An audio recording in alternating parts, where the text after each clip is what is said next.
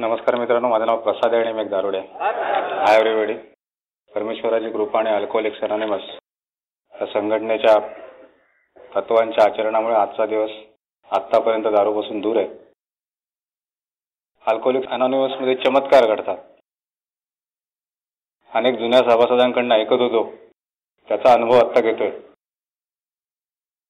की मद्यमुक्तीनंतरचं कौटुंबिक जीवन आणि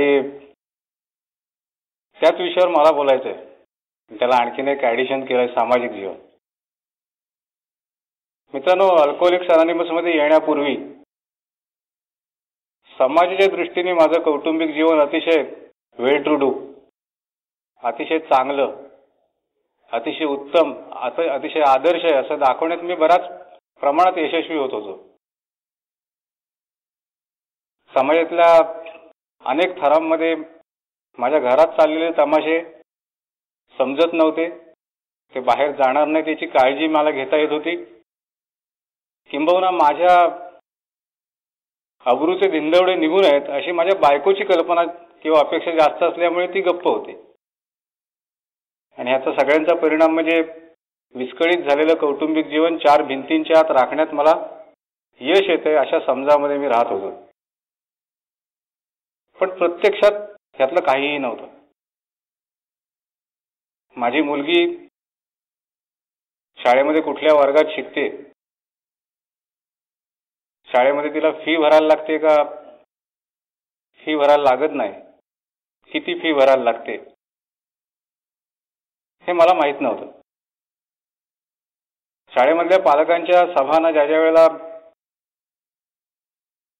बोलावणं यायचं त्यावेळेला ते निमंत्रण मी असं फेकून द्यायचो. तो कागद फेकून द्यायचो बायकोच्या अंगावर आणि सांगायचो, तुझा हे असल्या गोष्टी करायला मला वेळ नाही. कारण माझा वेळ मला दारू पिण्यासाठी द्यायला लागायचा. फी भरायला कधी मी गेलेलो नाही, शाळेतल्या मीटिंगला कधी मी गेलेलो नाही. पण मुलगीचं मंथली प्रोग्रेस चार्टवर साईन जर माझ्या मात्र बायकोने केली तर मला ते अजिबात खपायचं नाही. शाळेतल्या रिपोर्ट कार्डवर साईन ही माझीच पाहिजे असा हट्ट त्यावेळेला माझा असायचा. आणि माझी सही नाही हा मला भयंकर अपमान वाटायचा. मी एका सर्वसामान्य कुटुंबातनं वावरलेला वाढलेला मुलगा. माझ्या आईवडिलांनी जवळजवळ 30 वर्ष नोकरी करून कष्टाने जमवून एक एक पैसा जमवून एक घर बांधलं. माझे वडील वारल्यानंतर त्या घरावरची संपूर्ण जबाबदारी खरी माझ्यावर होती, कारण मी एकुलता एक मुलगा होतो. माझे वडील वारले त्याच्या आधीच आईने नोकरीचा राजीनामा दिला होता. अशा कष्टाने बांधलेल्या घरातनं माझ्या दारू पिण्यामुळे माझ्या आईला घर सोडून जायला लागलं होतं, जे त्यांनी बांधलं होतं. माझी आई घर सोडून भाड्याच्या घरात राहायला गेली होती. आणि मी मनातल्या मनात खुश होतो की ह्या जुन्या बुरसटलेल्या विचारांची माणसं यांना नवीन आधुनिक काळाशी जुळवून घेता येत नाही. त्यामुळे आता मला माझ्या पद्धतीप्रमाणे जगण्याचं पूर्ण स्वातंत्र्य ह्या घरात मिळेल, या खुशीमध्ये मी जगत होतो. पण प्रत्यक्ष काय घडत होतं, मी 10, 10:30, 11 ही माझी घरी लवकर येण्याची वेळ ठरली होती. बायकोजवळ हुकुमशाही पद्धतीने वागणं, म्हणजे तिला कधी मी सरळ शब्दात काही कुठली गोष्ट सांगितलेली नाही. आदेश देण्याची सवय लागली होती, ऑर्डर्स. आणि मी अशा समजुतीत होतो की माझी पत्नी ही माझे हुकूम ऐकण्यासाठी मला मिळालेले एक साधन आहे. घरातल्या कुठल्याही जबाबदाऱ्या पाळत नव्हतो, किंबहुना त्या पूर्ण करण्याची माझी क्षमताही नव्हती. पण नसलेली क्षमता दडवण्यात मात्र मी यशस्वी होत होतो.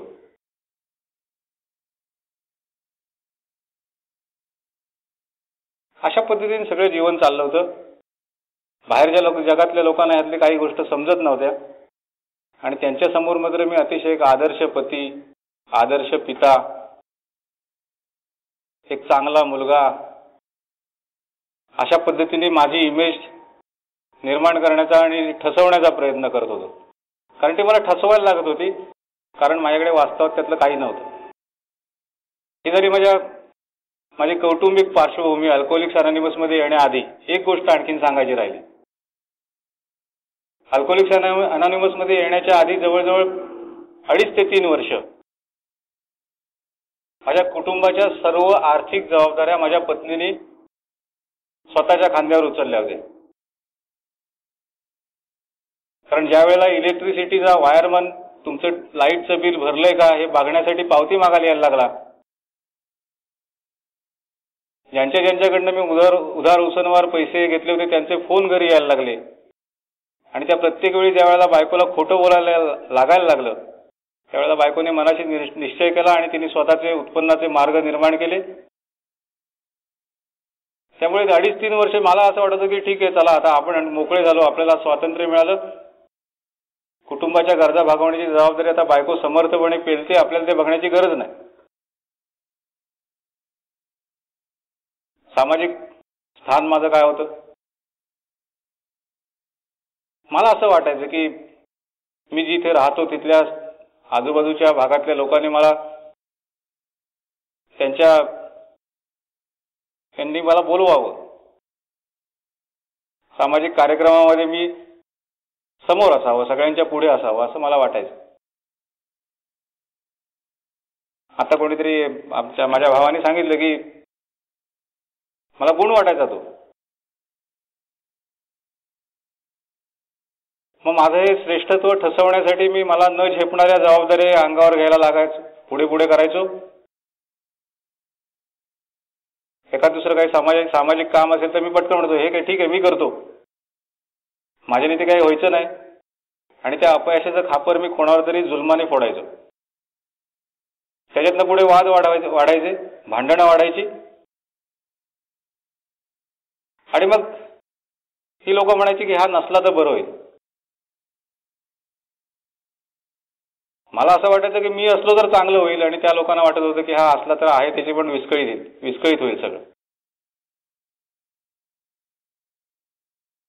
काही महत्वाच्या मीटिंग्स असतील तर मी नसलेल्या दिवशी त्या ठरवल्या जायच्या, किंबहुना संध्याकाळी 6 ते 9 या वेळात ते 3 तासात त्या आखल्या जायच्या, कारण ते 6 ते 9 हा वेळ मी नक्की असणार नाही घरात याची बऱ्याच जणांना खात्री झाली होती. आणि ह्या अशा अवस्थेतनं आलेला मी अल्कोहोलिक्स अनॉनिमसमध्ये आलो, आणि माझ्या डोळ्यासमोर एक नवीन स्वप्न निर्माण झालं. मला कुठल्याही प्रकारची कष्ट, तजवीज, परिश्रम न करता यश संपादन करण्याची हाव प्रचंड. दारू थांबून 2-3 महिने, 5 महिने, 6 महिने झाले आणि लगेच मी इलेक्शनला उभं राहिलो. कारण आमच्या पुस्तकात लिहिलंय की पुन्हा एकदा आम्हाला या समाजात सन्मानाने परत जायचं आहे. मी तेवढं एकच वाक्य पकडलं, पण ते जाण्यासाठी आधी पूर्वी काय करायचं ह्या गोष्टींकडे दुर्लक्ष केलं. व्हायचं तेच झालं, इलेक्शनमध्ये मी सपशेल पडलो. असा हा प्रसाद. अल्कोहोलिक्स अनॉनिमसमध्ये आल्यानंतर ज्यावेळेला हा विषय चर्चेला जायचा, किंवा हा विषय ज्यावेळेला कोणी सभासद त्या विषयावर बोलायचा, कौटुंबिक जीवनावर, मी पटकन त्या सभासदाला नंतर खाली उतरल्यानंतर बोलायचो की आज सोव्हरायटीच्या 20 वर्षानंतरचं तुम्ही जीवन आज सांगताय हे तुम्ही अंडरलाईन केलं पाहिजे.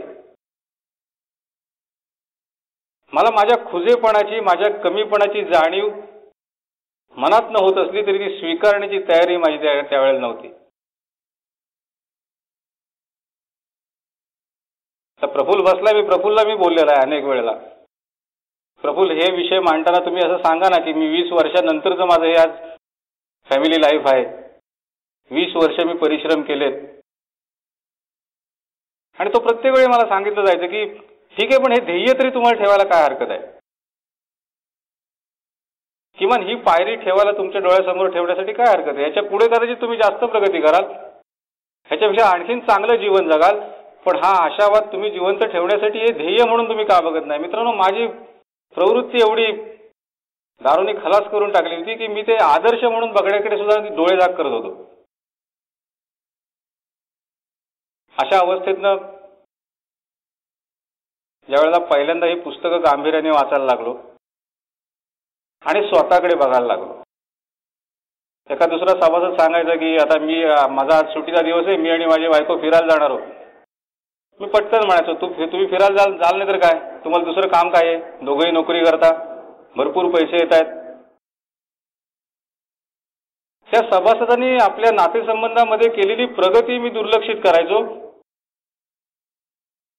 आणि नको त्या विषयाकडे लक्ष माझं केंद्रित करायचं. मला हळूहळू लक्ष द्यायला लागलं की दुसऱ्यांनी केलेली प्रगती सुद्धा आपल्याला मोकळ्या मनाने स्वीकारता आली पाहिजे. दुसऱ्या सभासदाच्या जीवनामध्ये होत असलेला उत्कर्ष आपल्याला एक आदर्श म्हणून आपल्या डोळ्यासमोर ठेवता आला पाहिजे. आणि मग मित्रांनो सुरुवात केली. कौटुंबिक जीवनाबद्दल आज सांगेन की निश्चितपणे 20 वर्ष, 25 वर्ष किंवा 15 वर्ष हा कार्यक्रम मनापासून हृदयाच्या बॉटम ऑफ द हार्ट म्हणतो तसा तळमळीने स्वीकारून जेवढी प्रगती एका दुसऱ्या सभासदाच्या जीवनामध्ये होते तेवढी निश्चित माझी नाहीये. पण आज किमान एक बदल झालेला आहे की ह्या सभासदांनी जे माझ्या पूर्वी आलेले आहेत, जे माझ्या आधी ह्या संस्थेमध्ये आहेत, जे ह्या संस्थेच्या कार्यक्रमाचं आचरण अगदी मनापासून करतायत, त्यांनी त्यांच्या जीवनात घडलेले बदल आमच्या समोर ठेवल्यानंतर, माझ्यासारख्या दारुड्यासमोर ठेवल्यानंतर मलाही ह्या गोष्टी करता येणं शक्य आहे, ह्या गोष्टी माझ्या जीवनात घडू शकतात, हा आशावाद पहिला निर्माण झाला. मी सुरुवात केली त्यावेळेला माझी मुलगी माझ्याजवळ बोलत नसे अजिबात. कारण माझ्या मुलीला माझ्या दारू पिण्याच्या कालखंडामध्ये एक मोठा अपघात झाला होता आणि हा अपघात आपल्या वडिलांमुळे झालेला आहे ह्याची जबरदस्त तिच्या मनावरती, ह्या गोष्टीचा जबरदस्त पगडा होता की आपल्या वडिलांमुळे आपला हा अपघात झालेला आहे. आणि साहजिकच ही भावना घट्ट पकडून ती माझ्यापासून भीतीने म्हणा, तिरस्काराने म्हणा, जास्तीत जास्त दूर राहण्याचा प्रयत्न करत होती. एका नाईट विजिलच्या शेअरिंगमध्ये एका सभासदाने आपल्या मुलांजवळची रिलेशनशिप शेअर केली होती. अल्कोहोलिक्स अनोनिमसने मला एक सगळ्यात मोठी देणगी मी समजेन मला दिली, जी माझ्याकडे अल्कोहोलिक्स अनोनिमसमध्ये येण्यापूर्वी अजिबात नव्हती, ती म्हणजे कीप अन ओपन माइंड. अल्कोहोलिक्स अनोनिमसमध्ये येण्यापूर्वी मी समोरचा माणूस जे काही बोलेल त्याला खोडून काढता कसं येईल ह्या दृष्टिकोनातून त्या माणसाच्या बोलण्याकडे बघायचो. मला ते शेअरिंग मधून एक लक्षात यायला लागलं की आपण थोडी का होईना सुरुवात करायला पाहिजे. आणि अल्कोहोलिक्स अनोनिमसमध्ये आल्यानंतर मी मार्च महिन्यात अल्कोहोलिक्स अनोनिमसमध्ये आलो आणि जून महिन्यात माझ्या मुलीचं नवीन शाळेचं वर्ष सुरू झालं. आणि त्यावेळेला पूर्ण शुद्धीत, पूर्ण मनापासून, पूर्ण इच्छेने पहिल्या दिवशी मुलीला शाळेत ऍडमिशनसाठी घेऊन मी गेलो. ज्यावेळेला मी गेलो त्यावेळेला ती अशी साशंक होती की आपले वडील हा आणखीन नवीन एक नाटक कुठलं करतायत. कारण काय मी नाटकं करण्यात एक्सपर्ट होतो. माझ्या या वागणुकीबद्दल तिच्या मनात साशंकता होती. मी शाळेत गेलो, तिचा ऍडमिशन फॉर्म भरला, फी भरली. अर्थात ती जाताना फी बायकोकडनंच घेऊन गेलो होतो कारण माझ्या खिशात फी भरण्या एवढे पैसे नव्हते.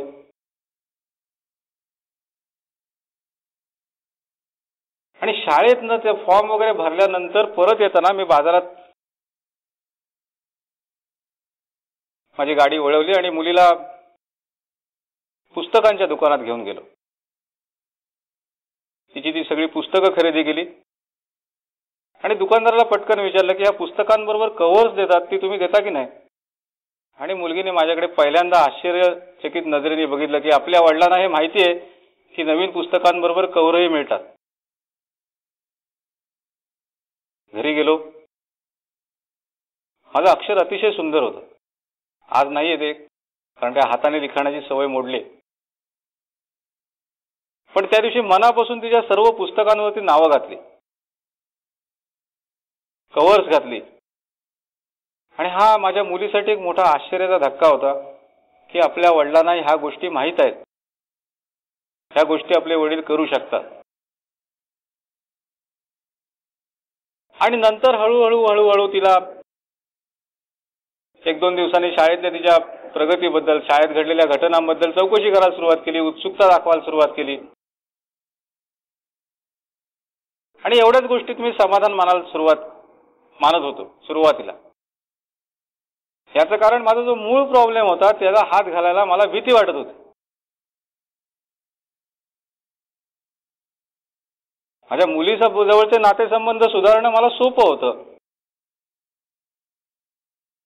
पण माझ्या दारूनी दिलेले जे खरे चटके, जे माझ्या पत्नीला बसलेले आहेत, जे माझ्या आईला बसलेले आहेत,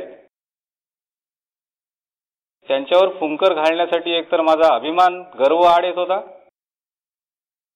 मला लाज वाटत होती आणि मला भीतीही वाटत होती. त्याचं कारण असं होतं की मी माझ्या बायकोसमोर हार मानून एखाद दुसरी गोष्ट तिच्याजवळ कबूल करू, माझ्या स्वभावात बसणारी गोष्ट नाही. आईला परत घरी राहायला बोलवू, मी सांगितलंय का तिला घर सोडून जा म्हणून? मी काय आईला बोलवायला जाणार नाही. हा माझा गर्व. ह्या गोष्टी करणं म्हणजे आपला अपमान.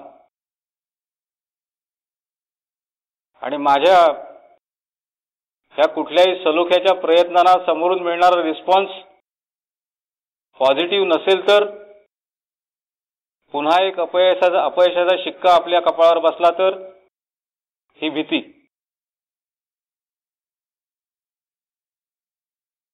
त्यामुळे दुधाची ताण ताकावर म्हणतात तसं की मुलगी जवळच्या संबंधामध्येच मी समाधानी राहायला शिकलो होतो.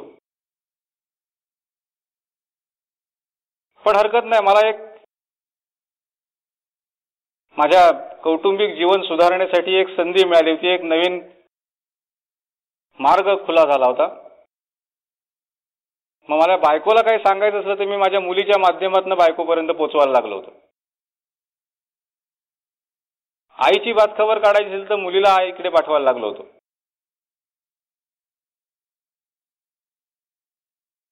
मित्रांनो, हे सगळ्या सुरुवातीच्या 6-7 महिन्यात घडलेल्या घटना. मला वाटलं होतं की आता मी दारू पित नाही म्हटल्यानंतर पत्नी स्वतःहून माझ्यापर्यंत येईल, स्वतःहून मी तिचे केलेले अपमान, तिला दिलेला त्रास, तिच्या माहेरच्या माणसांबद्दल केलेल्या तीव्र तिखट प्रतिक्रिया, टोमणे, ह्या सगळ्या गोष्टी विसरून ती स्वतःहून आता माझ्याजवळ ऍडजस्ट करायला येईल अशी माझी एक डोक्यात कल्पना होती. पण यातलं काहीही घडलं नाही. माझी पत्नी तिने ठरवलेल्या मार्गाने तिचं जीवन व्यतीत करत होती. माझी आई आठवड्यातनं 2 वेळाच्या ऐवजी 4 वेळा घरी येऊन जात होती, चक्कर टाकून जात होती. मला नंतर समजलं की आई 4 वेळा येत होती याचं कारण आईला आणखीन एक शंका वाटत होती की हा काहीतरी आणखीन याने काहीतरी मोठा घोटाळा केलेला आहे, त्यामुळे आता हे चांगलं वागण्याचं हा नाटक करतो. आणि म्हणून आई 4-4 वेळेला येत होती आठवड्यातनं. आणि मग ह्या सगळ्या दाबून ठेवलेल्या भावना, कारण हे मीटिंग मध्ये ऐकत होतो की आता मला भांडणं परवडणार नाहीत, शांत राहा. पण हे शांत राहणं, भांडणं न करणं हे सगळं मनापासून कुठे होतं? जुलमाचं होतं. एखाद दुसरी गोष्ट बायकोची आवडली नाही की आतून नुसता जळफळाट व्हायचा. मी सांगितलेलं काम झालं नाही किंवा मला हवी असलेली गोष्ट घडली नाही तर प्रचंड राग यायचा, पण तो व्यक्त तर करता येत नाही. आणि ह्या सगळ्या दाबून ठेवलेल्या भावनांचा भडका एका क्षुल्लक कारणावरून उडाला. फ्रीजमध्ये ठेवलेल्या कापून ठेवलेल्या कांद्याच्या भांड्यावर झाकण न ठेवणं, ह्या एका गोष्टीवरनं कडाक्याचं बायकोजवळ अतिशय अश्लील शब्दात अंगणात उभं राहून, मी कोकणात राहतो, घरासमोर अंगण आहे, अंगणात उभं राहून भांडण झालं. आणि साधारण 3 दिवसानंतर मीटिंग होती याची, कारण का त्यावेळेला एकच मीटिंग आमच्या ठिकाणी व्हायची. आणि तिथे एका सभासदांनी शेअर केलं होतं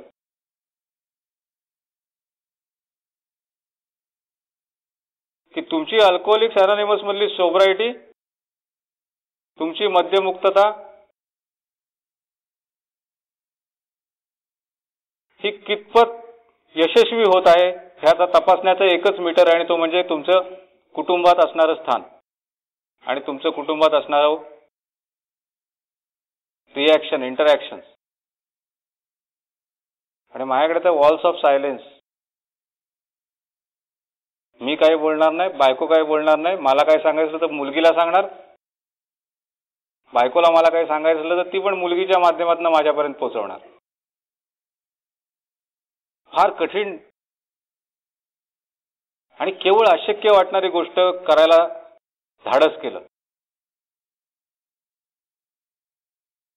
एक दिवस बायकोला समोर बसवली आणि तिला सांगितलं की आज मला तुझ्याजवळ बोलायचंय आणि आज मला माझ्याबद्दल बोलायचंय.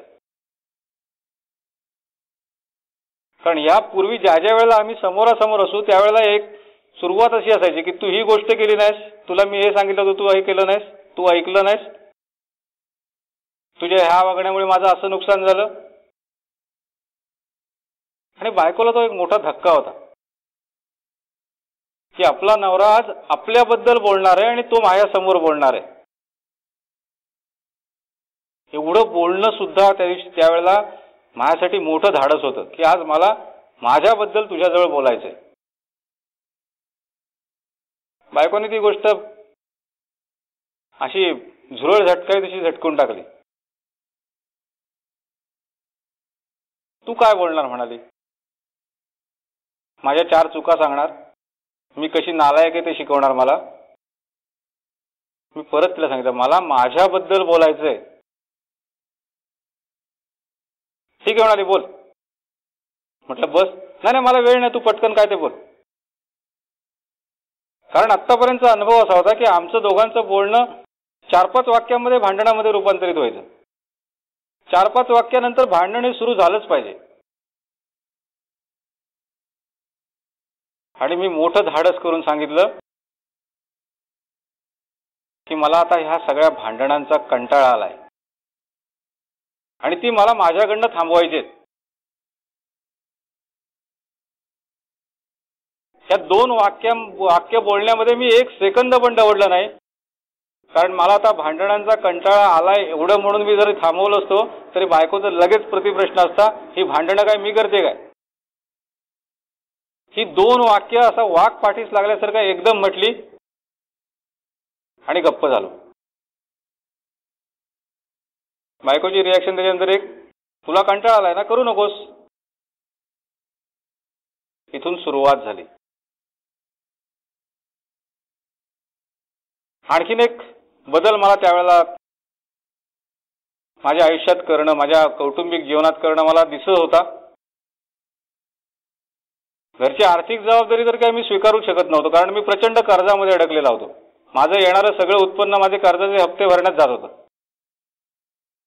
कारण त्यावेळेला मला असं वाटायचं की पैसा सर्वश्रेष्ठ गोष्ट आहे, त्याने काहीही करता येतं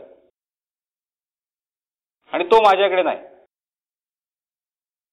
त्यामुळे मी बायकोला किंवा घरात असं म्हणू शकत नव्हतो की हा खर्च मी या महिन्यापासून करेन. मग मी एक पर्याय काढला. मी तिला म्हटलं, तू कुठलीही 3 कामं मला सांग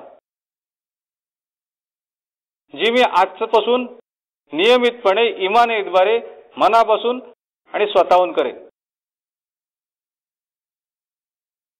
मला त्यावेळेला तिने 3 कामं सांगितली होती. आज ती कामं सांगितली तर कदाचित तिथल्या लोकांना हसायला येईल. पहिलं काम सांगितलं होतं की मुलगीचे शाळेत जाण्याचे कपडे तू ती शाळेत जाण्यापूर्वी 20 मिनिटं काढून तयार ठेवायचे.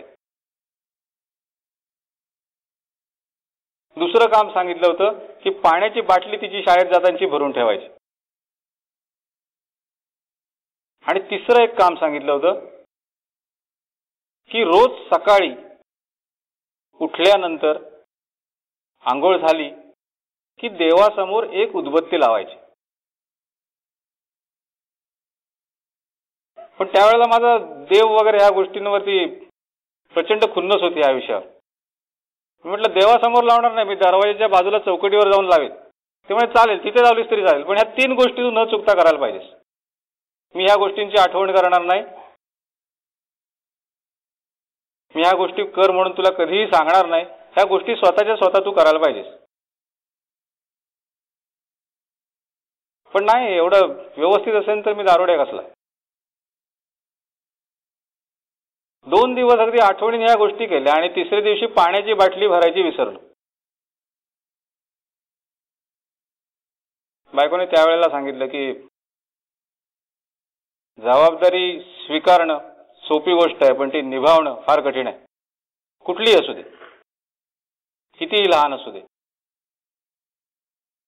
पण मित्रांनो, त्या दिवसानंतर आजपर्यंत मी ज्या वेळेला घरी नसेन तर गोष्ट वेगळी, पण ज्या वेळेला मी घरी आहे त्यावेळेला ह्या 3 गोष्टी आजपर्यंत करतोय. बारीकशा गोष्टी आहेत, क्षुल्लक गोष्टी आहेत, पण ह्या गोष्टींनी मला सातत्य शिकवलं. समाजामध्ये पहिल्यांदा बडेजाव मिरवायचो, मोठेपणा सांगायचो, कमीपणा लपवायचो.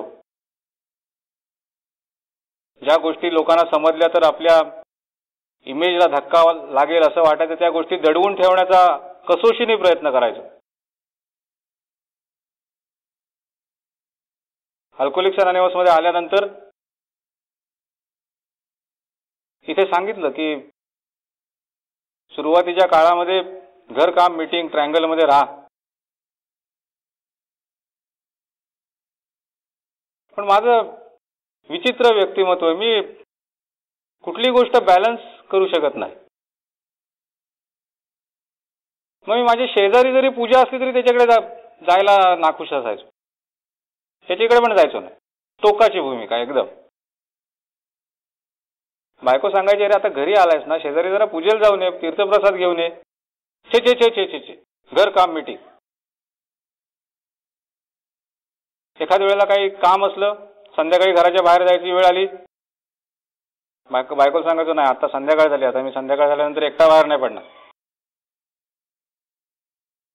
इथे सांगितलेल्या बचावात्मक पवित्र्यांचा मी अतिशय गैरफायदा मी घेतलेला आहे स्वतःच्या कातडी बचाव धोरणासाठी, स्वतःला कष्ट किंवा त्रास होऊ नये यासाठी. पण इथल्या सभासदांची शेअरिंगने जाणीव करून दिली की ह्या गोष्टी तुला कराव्याच लागतील. माझ्या मद्यपान आणि त्यामुळे निर्माण झालेल्या सगळ्या दुर्दैवी दुरावस्था ज्या आहेत ह्या विसरून तुला चालणार नाही. ह्या गोष्टींची सतत आठवण तुला ठेवायला लागेल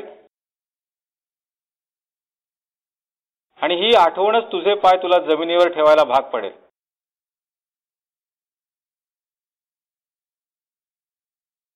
मग सांगितलं असं की सामाजिक कार्य त्याच्याबद्दल असं तिटकाराने बोलायचं.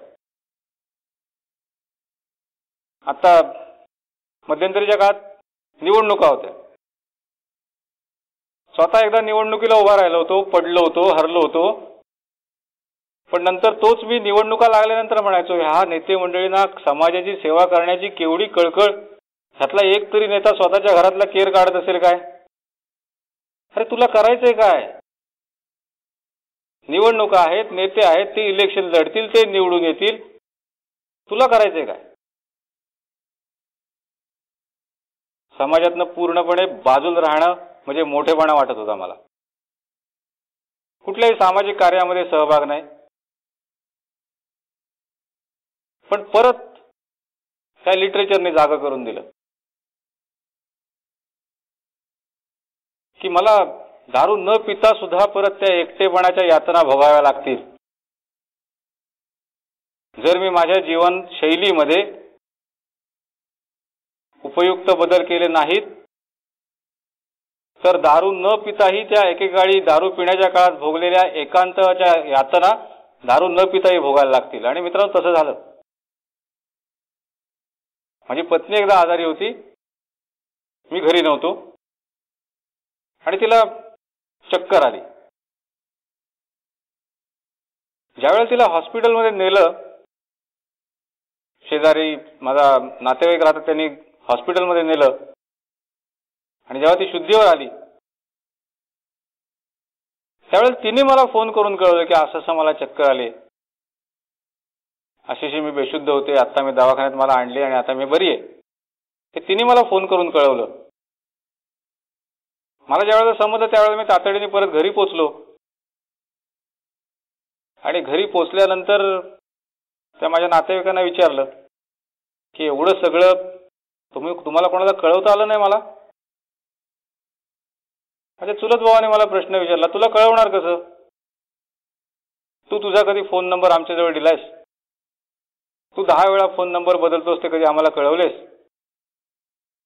तुझी बायको ज्या वेळेला शुद्धीवर आली त्यावेळेला तिच्याकडनं नंबर घेतला आणि नंतर फोन लावून दिला. एवढा तुटकपणे मी ह्या समाजामध्ये माझ्या आजूबाजूच्या लोकांजवळ तुटकपणे वागायला लागलो होतो, एवढा अलूप झालो होतो.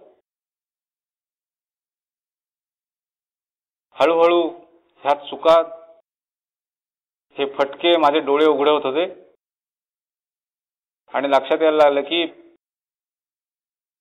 मानवी जीवन हे व्यक्ती केंद्रित नाहीये, हे समूह केंद्रित आहे. मी ज्या ठिकाणी राहतो, ज्या ठिकाणी काम करतो, ज्या कुटुंबात राहतो, ह्या सगळ्या लोकांजवळ मला चांगले संबंध प्रस्थापित करायला लागतील आणि जर ते चांगले संबंध प्रस्थापित करता येत नसतील तर किमान वाईट संबंध निर्माण होणार नाही याची तरी काळजी घ्यायला लागेल. मग काय करायला लागलो? पहिली गोष्ट केली की मी ज्या भागात राहतो तिथे एक ठराविक महिन्यातल्या एका दिवशी एकत्र सगळेजण जमतात. काही अजेंडा त्या जमण्याला नसतो, का कुठलाही विषय, त्या विषयासाठी ती लोक एकत्र जमत नाहीत. बस एके ठिकाणी जमतात, चहा घेतात, तास दीड तास एकत्र राहतात आणि आपापल्या घरी येतात. पहिल्यांदा त्या जमणाऱ्या लोकांच्या मध्ये सहभागी व्हायला लागलो. हळूहळू ऑफिसमध्ये जे काम करणारी जी माझी माणसं होती, त्या माणसांजवळ कधीही मी अनावश्यक किंवा बिनकारणाचा एकही शब्द बोललेला मला आठवत नव्हता. माझ्या ऑफिसमधलं वागणं चुकीचं आहे हे ज्या क्षणी माझ्या निदर्शनास आलं, त्याच्या दुसऱ्या दिवशी ज्या वेळेला मी ऑफिसमध्ये गेलो आणि आत पाऊल टाकलं आणि ती समोर जी बसणारी क्लार्क होती ती चटकन उभी राहिली. मी म्हटलं, गुड मॉर्निंग, गुड मॉर्निंग, बस बस, कशी आहेस तू, काही प्रॉब्लेम आहे का? आणि ती बघतच राहिली माझ्याकडे की आपला हा साधारण कदा आपल्याला फायर करणारा बॉस आपल्याजवळ आज एवढा व्यवस्थित बोलला आणि मी काहीही न विचारता हा बोलला. हे माझ्या कार्यालयातल्या कर्मचाऱ्यांजवळ हळूहळू स्वतःहून बोलणं वाढवलं, कामापुरतच नाही.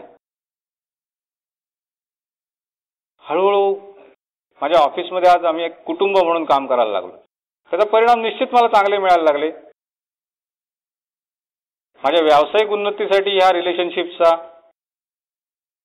माझ्या कर्मचाऱ्यांजवळ असणाऱ्या माझ्या संबंधीचा नक्की फायदा व्हायला लागला. नाही तर पहिल्यांदा मी म्हणायचो की माझ्या ऑफिसमधली माणसं जास्त काम का करत नाहीत, त्यांना समजत नाही का की आपल्या बॉसच्या डोक्यावर एवढं लाख रुपये कर्ज आहे, त्याचं कर्ज फेडण्यासाठी आपल्याला भरपूर काम करायला पाहिजे.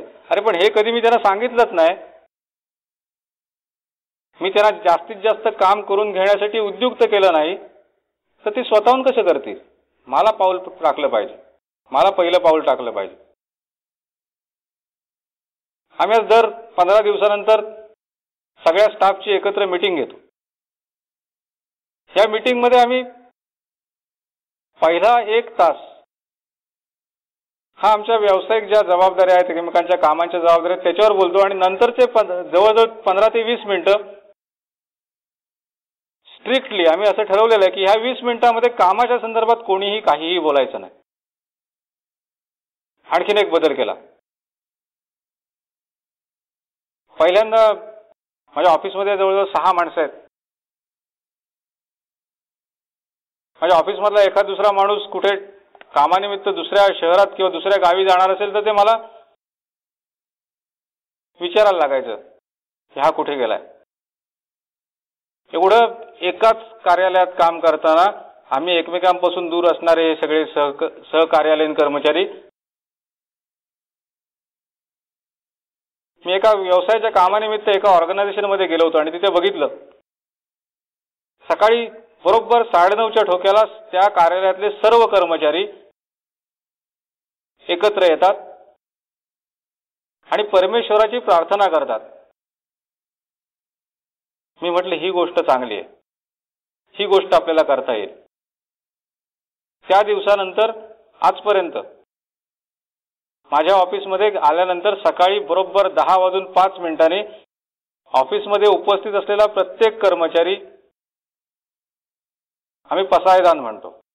मी इथे मला कोणाचं कुठल्याही तत्वाचं प्रेशराईज आपल्याला करायचं नाही, पण मी जे करतो ते सांगतो. आणि परमेश्वराजवळ प्रार्थना करतो की ह्या सृष्टीतल्या सर्व प्राणी मात्रांसाठी तुझा आशीर्वाद असू दे, अशा अर्थाची प्रार्थना करतो.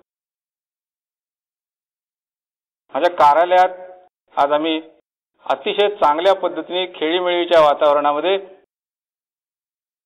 सर्व कर्मचारी काम करायला शिकलोय. आणखीन एक बदल केला.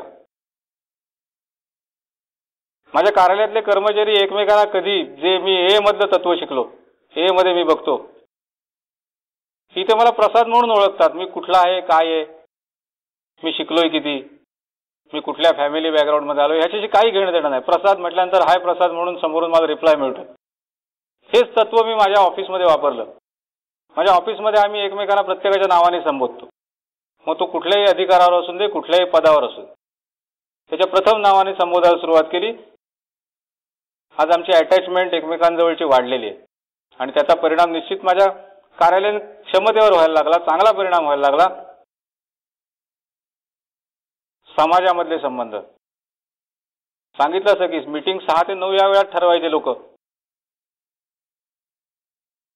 पहिल्यांदा मला बोलवा हा माझा हट्ट असायचा. ए मध्ये आल्यानंतर मला तुमची कसली गरज नाही असा आणखीन एक दुराग्रही माझी भूमिका होती. पण आणखीन एक बदल घडला माझ्यासाठी, दॅट वॉज मिरॅकल. गाव छोटंसंच आहे, जवळजवळ 7-8 हजार लोकवस्तीचं गाव आहे. आणि ह्या गावामध्ये 2 आंतरराष्ट्रीय क्लब्स आहेत. त्यातल्या एका क्लबने मला विशेष निमंत्रित अध्यक्ष म्हणून यावेळेला बोलावलं की तुम्ही आमचे सभासद व्हा, आमचे तुम्ही मेंबर व्हा आणि यावेळेला अध्यक्षपदाची जबाबदारी तुम्ही स्वीकारा. हे मी मोठेपणा करण्यासाठी सांगत नाहीये, पण ज्या समाजाने एकेकाळी माझ्यासारख्या दारुड्याला बहिष्कृत केलं होतं, माझ्यासारखा दारुड्या त्या समाजामध्ये गेल्यानंतर कलह आणि भांडणाशिवाय दुसरं काही करणार नाही ही लोकांची खात्री होती. ह्या खात्रीला तडा देण्याचं काम अल्कोहोलिक्स अनोनिमसच्या ह्या प्रोग्रामने माझ्यात नक्की निर्माण केलं. पण इथे येऊन मला थांबायचं नाहीये. माझ्यासमोर आदर्श आहेत प्रफुल्ल सरके. माझ्यासमोर अनेक व्यावसायिक आदर्श आहेत ज्यांनी आपल्या व्यवसायामध्ये उत्तुंग भरारी घेतलेली आहे. कारण जर मी माझ्या सुधारणेला वाव आहे हे जर मनात पक्क ठेवलं तर आणि तरच मला ह्या सुधारणेच्या संधी दिसणार आहेत. मी जर असं म्हटलं की हे बास हे आपलं पूर्णत्व आहे, दिस इज दी बेस्ट, तर मला पुढे आणखीन प्रगतीला काही जागा राहणार नाही. आणि माझी प्रगती जी मला शक्य आहे, जी मी करू शकतो,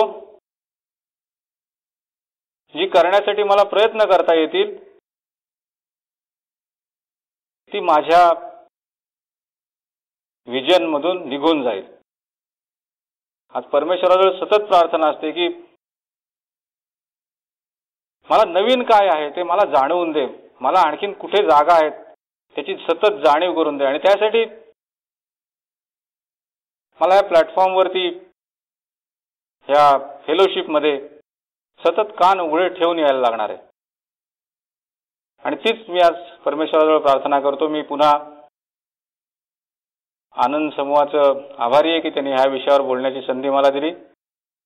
मला हेही माहिती आहे की माझे अनुभव हे पूर्णत्वाचे अनुभव नाहीत.